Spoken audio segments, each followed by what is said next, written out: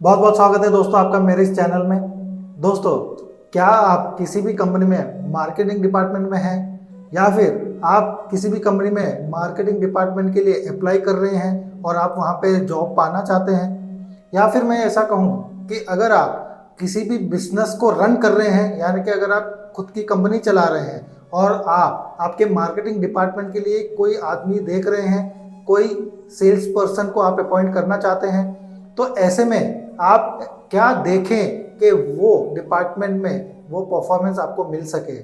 तो उसके लिए आज का ये वीडियो है, तो बने रहेगा अंत तक। पूरे डिटेल से समझाऊंगा कि आपको मार्केटिंग डिपार्टमेंट के लिए कौन से नंबर्स को देखना चाहिए और फिर उस डिपार्टमेंट को चुनना चाहिए।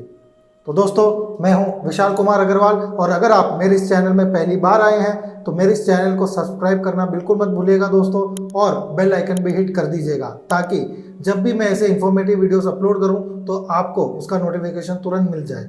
और अगर आप मुझसे कुछ पूछना चाहते हैं तो मेरे कमेंट सेक्शन में जाके आपका सवाल आप पोस्ट कर सकते हैं। मैं पूरी कोशिश करूंगा कि आपके सवाल को जवाब मैं जल्द से जल्द दे सकूं।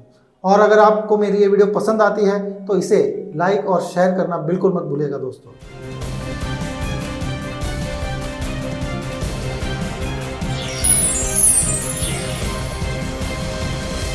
दोस्तों, हमारी कंपनी का या फिर किसी भी कंपनी के लिए जो बहुत ही महत्वपूर्ण जो डिपार्टमेंट होता है वो होता है मार्केटिंग एंड सेल्स। जी हाँ, पूरी कंपनी की जो नींव है वो पूरी की पूरी इस डिपार्टमेंट के ऊपर डिपेंडेंट रहती है।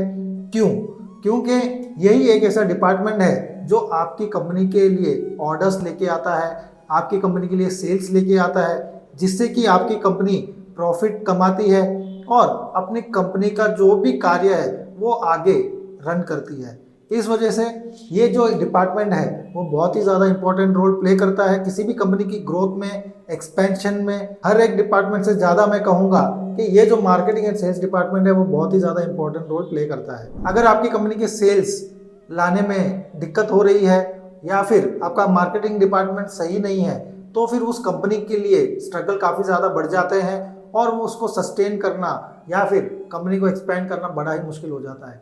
तो इस वजह से अब हम आज जानेंगे कि न्यूमरोलॉजिकली ऐसे कौन से ऐसे नंबर्स हैं जो अगर आपके चार्ट में आ जाते हैं तो आप मार्केटिंग के डिपार्टमेंट के लिए एकदम अडेप्ट होते हैं, या फिर वो डिपार्टमेंट आपके लिए बहुत ही ज़्यादा सूटेबल होता है और आप वहाँ पे अच्छा परफॉर्म कर पाते हैं। तो यहाँ पे दोनों ही सेक्शन के लोग, यानी कि जो जॉब करना चाहते हैं मार्केटिंग डिपार्टमेंट में और जो कंपनी अपने स्टाफ को अपॉइंट करना चाहती है मार्केटिंग डिपार्टमेंट के लिए, आप दोनों ही इस वीडियो को देख सकते हैं और नोट कर सकते हैं दोस्तों। अब मार्केटिंग डिपार्टमेंट जो है उसके लिए सबसे पहला नंबर जो बहुत ही ज़्यादा इंपॉर्टेंट रोल प्ले करता है, तो आपको वो देखना है कि वो कैंडिडेट के डेट ऑफ बर्थ में नंबर 4 है या नहीं। यानी कि अगर उनका ड्राइवर नंबर या कंडक्टर नंबर 4 आता है तो वो इस जॉब के लिए परफेक्ट हैं। क्योंकि अब नंबर 4 किसको रिप्रेजेंट करता है? वो रिप्रेजेंट करता है राहु को। अब राहु क्या है?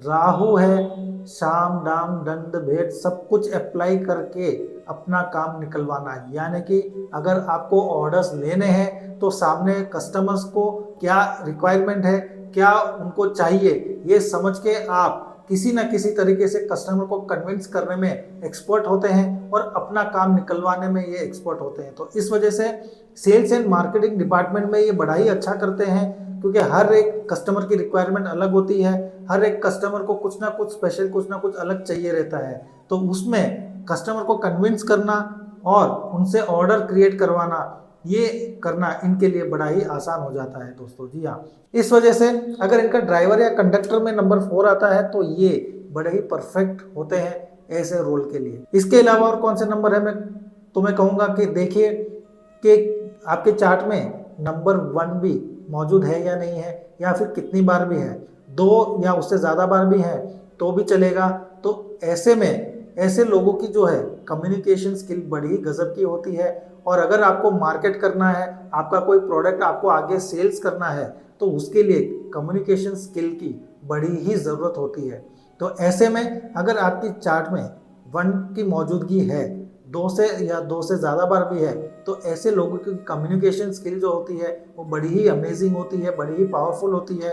सामने वाले को क्या कैसे बात करना है, कैसे अपनी बात को समझाना है, अपने पॉइंट ऑफ व्यू को एकदम क्लियरली सामने वाले को कैसे समझाना है, उसमें ये लोग माहिर होते हैं दोस्तों। तो अगेन अगर 1 आता है और 4 आता है तो ऐसे लोगों को मार्केटिंग एंड सेल्स डिपार्टमेंट में बिल्कुल भी तकलीफ नहीं होती है। इनफैक्ट ऐसे लोग इस डिपार्टमेंट में बड़ा ही अच्छा करते हैं। और अगर आप उनको कोई टारगेट भी देते हैं तो वो टारगेट को अचीव करने में जो इनको कम से कम समय में अचीव करने की इनकी क्षमता होती है और वो बड़े ही ईजिली वो टारगेट्स को अचीव कर पाते हैं। इसके अलावा भी अगर मैं कहूँ तो एक और ऐसा नंबर है, अगर वो भी आ जाता है वो भी बड़ा ही इंपॉर्टेंट रोल प्ले कर सकता है, वो है नंबर 5। जी हाँ दोस्तों, अब नंबर 5 जो है बुध का नंबर है, बुद्धिमत्ता का नंबर है और उसको भी हम कम्युनिकेशन से जोड़ के देखते हैं। इनकी वाणी बड़ी ही मधुर होती है और जहाँ कहीं पर भी कम्युनिकेशन को लेके काम हो वहाँ पे अगर नंबर 5 आ जाता है तो वो उस सेक्टर में बड़ा ही अच्छा करते हैं। तो इस वजह से अगर आप देखें तो ये 3 नंबर का जो कॉम्बिनेशन है 4, 1 एंड 5, अगर ये 3 नंबर आपके चार्ट में है तो आप मार्केटिंग डिपार्टमेंट के लिए जा सकते हैं, वहाँ पे आप बड़ा ही अच्छा करेंगे। इसके अलावा अगर आप चुन भी रहे हैं, अगर आपकी कंपनी के लिए आप सेलेक्ट कर रहे हैं तो भी आप देख लीजिए आपके कैंडिडेट के पास में ये नंबर्स हैं या नहीं। दोस्तों, एक कंपनी को स्टाफ को अपॉइंट करने के लिए काफ़ी सारे प्रोसेस से गुजरना पड़ता है, काफ़ी सारे इंटरव्यूज़ वो लेते हैं और उसके बाद में आप कैंडिडेट को अपॉइंट करते हैं और उसके बाद में जब आपको वो परफॉर्मेंस नहीं मिलती है तो कंपनी का भी कहीं ना कहीं मनोबल डाउन होता है। तो ऐसा ना हो उसके लिए ये वीडियो है। आप जानिए कि सेल्स एंड मार्केटिंग के लिए आपको कौन से स्टाफ को अपॉइंट करना है और उस हिसाब से जब आप करते हैं तो परफॉर्मेंस आपको मिलती है और आपकी कंपनी को भी काफ़ी प्रॉफिट्स होता है।